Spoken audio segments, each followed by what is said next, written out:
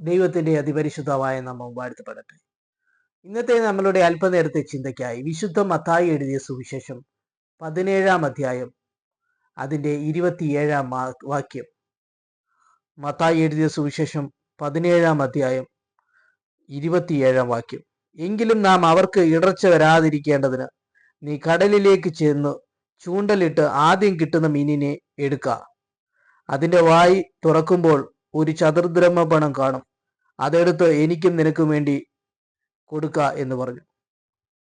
കർത്താവായ യേശുക്രിസ്തു ശീമോൻ പത്രോസിനോട് പറയുന്ന ഒരു കാര്യമാണത്. യേശുവിനും ശീമോനും വേണ്ടി കരം കൊടുക്കേണ്ടത് ഒരു ആവശ്യകത അവിടെ ഉണ്ടാവുകയാണ്. അന്ന് കാലത്ത് ഭരണാധികാരികൾക്ക് കരം കൊടുക്കേണ്ടതായിട്ടുണ്ട്. നമുക്കറിയാം, ഗവൺമെന്റിന് ആവശ്യമായ കരം കൊടുക്കേണ്ടതായിട്ടുണ്ട്. അപ്പോൾ ഇവിടെ ഒരുപക്ഷെ പത്രോസിന് അറിയത്തില്ല എങ്ങനെ താൻ കരം കൊടുക്കും.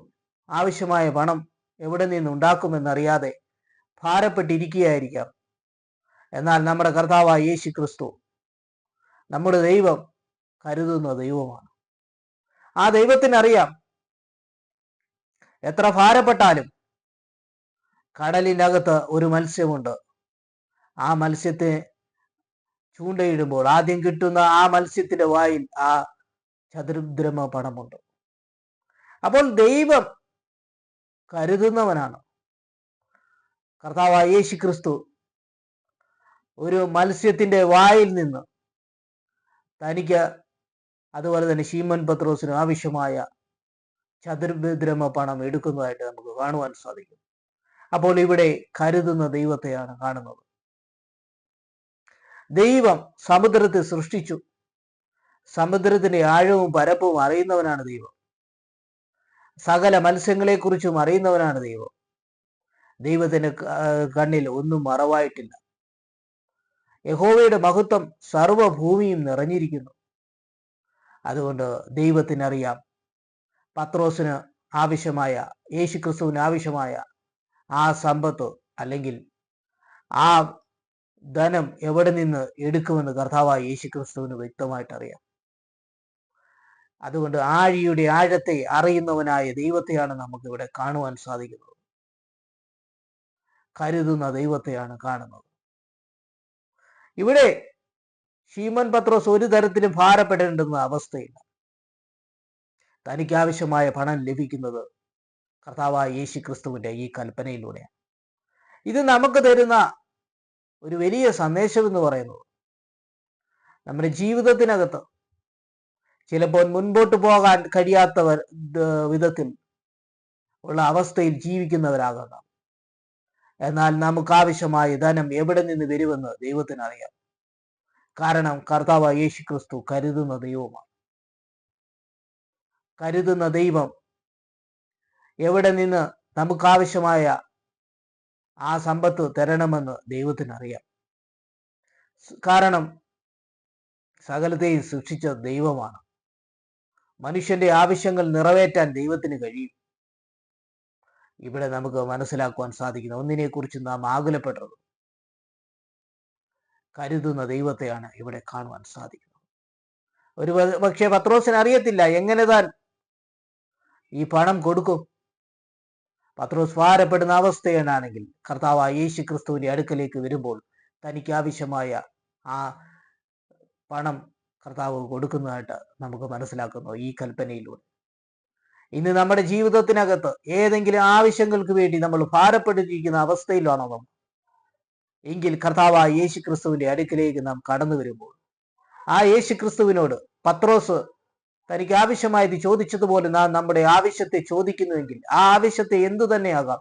ഇന്ന് നമ്മുടെ ജീവിതത്തിനകത്ത് നാം ഈ ലോകത്ത് ജീവിക്കുമ്പോൾ നമുക്ക് പല ആവശ്യങ്ങളുണ്ടാകാം.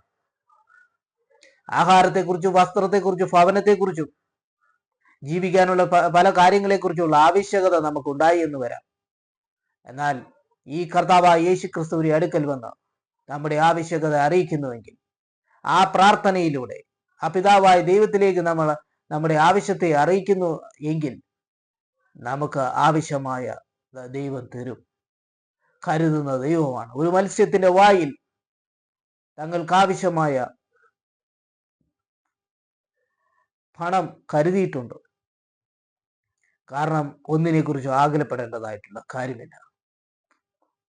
കരുതുന്ന ദൈവത്തെയാണ് നമുക്കിവിടെ കാണുവാൻ സാധിക്കുന്നത്. നമുക്കറിയാം, ഇതിനോടനുബന്ധിച്ച് വേറൊരു ഭാഗം നമ്മൾ ചിന്തിക്കുമ്പോൾ അവിടെയും നമ്മുടെ ആവശ്യങ്ങളെ കരുതുന്ന ദൈവത്തെ നമുക്ക് കാണുവാൻ സാധിക്കും. ഒരിക്കൽ കർത്താവായ യേശു ക്രിസ്തു കുറെ മനുഷ്യരോട് പ്രസംഗിച്ച ശേഷം അവർക്ക് ആവശ്യമായ ഭക്ഷണം കൊടുക്കാൻ തീരുമാനിക്കുകയാണ്. അപ്പോൾ കർത്താവ് ചോദിക്കുന്ന ഒരു കാര്യമുണ്ട്, നിങ്ങളുടെ കയ്യിൽ എന്തുണ്ട്? അപ്പോൾ ശിഷ്യൻ പറയുന്നൊരു കാര്യമുണ്ട്, ഇവിടെ ഒരു ബാലന്റെ കയ്യിൽ 5 അപ്പവും 2 മീനും ഉണ്ട്. അപ്പോൾ ആ ബാലന്റെ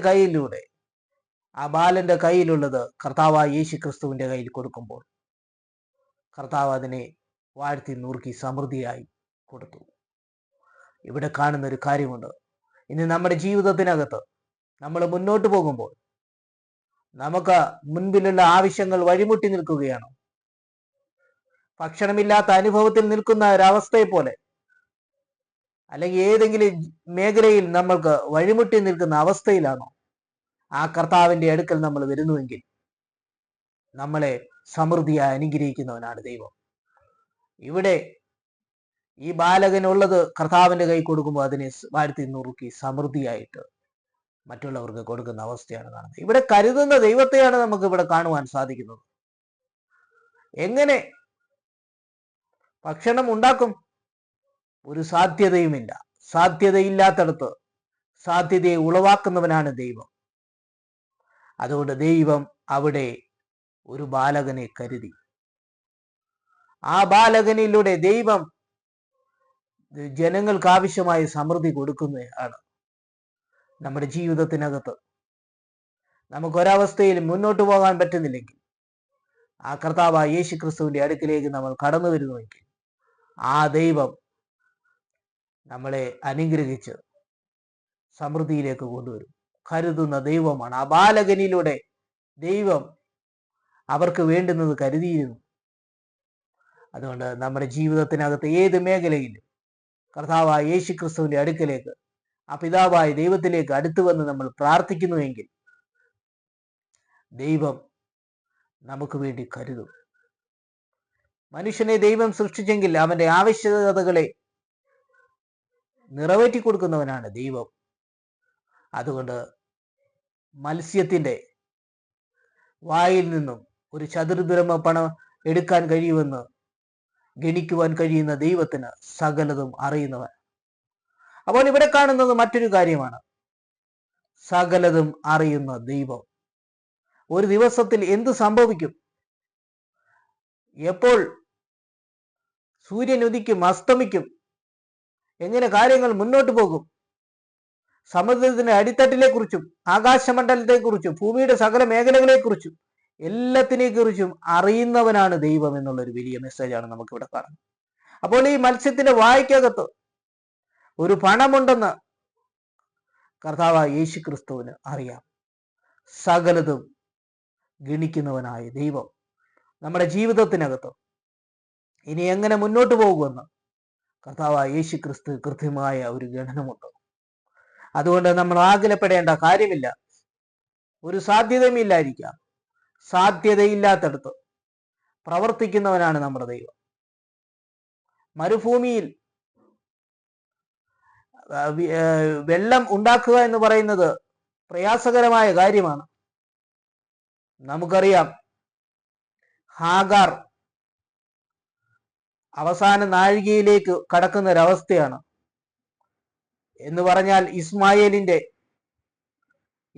എന്ന് പറയുന്ന തൻ്റെ ബാലന് വേണ്ടി ഒരവസാന നിമിഷത്തിലേക്ക് ഹാഗാർ ഒരു പ്രതികൂലത്തിന്റെ അവസ്ഥയിലേക്ക് കടക്കുകയാണ്. എന്നാൽ ആ നിമിഷത്തിൽ ദൈവം ഇസ്മായേൽ എന്ന ബാലന് വേണ്ടി, ആ കുഞ്ഞിനു വേണ്ടി ദൈവം ഒരു നീരുറവ തുറന്ന് ആ ബാലന്റെ നിലവിളിക്ക് ഉത്തരം കൊടുക്കുന്ന ദൈവമാണ്. അവിടെ ദൈവം കരുതുന്ന ദൈവമാണ്. നീരുറവ കൊടുത്ത് കരുതുന്ന ദൈവത്തെയാണ് നമുക്ക് ഇവിടെ കാണുവാൻ സാധിക്കുന്നത്. ഇനി ഒരു സാധ്യതയുമില്ല. ഈ ബാലൻ മരിച്ചു പോകും. എന്നാൽ ആ ബാലൻ ദൈവസന്നിധിയിൽ കരയുകയാണ്. സാധ്യതകളൊന്നുമില്ലാത്ത അവസ്ഥ. മുന്നോട്ട് പോകാൻ ഇനി കഴിയുകയില്ല. ഈ മരുഭൂമിയിൽ മരണപ്പെടുമെന്നുള്ള ഒരു അവസ്ഥയിലേക്ക് വരികയാണ്. എന്നാൽ അവസാന നാഴികയിൽ ബാലന്റെ നിലവിളി കേട്ട് ദൈവം സ്വർഗത്തിൽ നിന്നും ഒരു വിടുതൽ കൊടുക്കുന്നത് ഒരു നീരുറവ് വഴിയാണ്. ഇന്ന് നമ്മളുടെ ജീവിതത്തിനകത്ത് തരുന്ന ഒരു വലിയ സന്ദേശം എന്ന് പറയുന്നത്, നമുക്ക് ഇന്ന് ജീവിതത്തിൽ ഏതെങ്കിലും മേഖലയിൽ മുന്നോട്ട് പോകാൻ പറ്റാത്ത ഒരു അവസ്ഥയുണ്ടെങ്കിൽ ദൈവം ഹാഗാറിന് നീരുറവയെ തുറന്ന് ജീവനെ രക്ഷിച്ചതുപോലെ നമ്മളുടെ മുൻപോട്ടുള്ള കാര്യങ്ങളെ രക്ഷിക്കുവാൻ കഴിയുന്ന ദൈവമാണ്. അപ്പോൾ ഇവിടെയെല്ലാം കാണുന്നത്, ഒരു മനുഷ്യൻ ഭൂമിയിൽ ജീവിക്കുമ്പോൾ അവന് വേണ്ടി സകലതും കരുതുന്ന ദൈവമാണ്, സകലതും ഗണിക്കുന്ന ദൈവമാണ് നമ്മുടെ ദൈവം.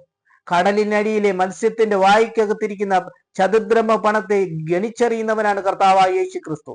ആ കർത്താവായ യേശു ക്രിസ്തുവിൽ നമ്മൾ വിശ്വസിക്കുന്നുവെങ്കിൽ, അവനിൽ വിശ്വസിച്ച് മുന്നോട്ട് പോകുന്നുവെങ്കിൽ, നമ്മുടെ ജീവിതത്തിനകത്ത് നമ്മൾ അവനോട് പ്രാർത്ഥിക്കുന്നുവെങ്കിൽ, എല്ലാ മേഖലകളിലും നമുക്ക് വേണ്ടി കരുതുന്ന ദൈവമാണ്. പത്രോസിന് വേണ്ടി ആ ചതുർദ്രഹ്മ പണം കരുതിയെങ്കിൽ നമ്മുടെ ജീവിതത്തിനകത്ത് വേണ്ടുന്ന ആയുസ്സും ആരോഗ്യവും ഭക്ഷണവും സമ്പത്തും എല്ലാം നൽകി കരുതുന്ന ദൈവമാണ് നമ്മുടെ ദൈവം. സകലത്തെയും ഗണിക്കുന്നവനാണ് ദൈവം. ആകാശമണ്ഡലത്തെക്കുറിച്ചും സകലത്തെക്കുറിച്ചും ഭൂമിയുടെ എല്ലാ കാര്യങ്ങളെക്കുറിച്ചും ഗണിക്കുന്ന ദൈവമാണ്. കാരണം ഇത് സൃഷ്ടിച്ചത് പിതാവായ ദൈവമാണ്. അതുകൊണ്ട് നമുക്കിന്ന് മനസ്സിലാക്കുവാൻ സാധിക്കുന്നത്, കർത്താവായ യേശു ക്രിസ്തുവിന്റെ കൽപ്പന ശീമോൻ പത്രോസ് അനുസരിച്ചപ്പോൾ തനിക്ക് ആവശ്യമായ പണം ആ മത്സ്യത്തിന്റെ വായിൽ നിന്ന് കിട്ടുകയാണ്. ഇവിടെ തരുന്ന ഒരു വലിയ സന്ദേശം എന്ന് പറയുന്നത്, നമ്മൾ കർത്താവായ യേശു ക്രിസ്തുവിന്റെ വചനം പറയുന്നത് അനുസരിച്ചാൽ, കർത്താവ് പറയുന്നത് പോലെ പത്രോസ് അനുസരിച്ചപ്പോൾ അവന് വേണ്ടുന്ന വഴി തുറന്നതുപോലെ ആ ദൈവത്തിന്റെ വചനങ്ങൾ നമ്മൾ അനുസരിച്ച് മുന്നോട്ട് പോകുന്നുവെങ്കിൽ നമുക്ക് ആവശ്യമായ കരുതൽ തന്ന് നമ്മളെ സഹായിക്കും.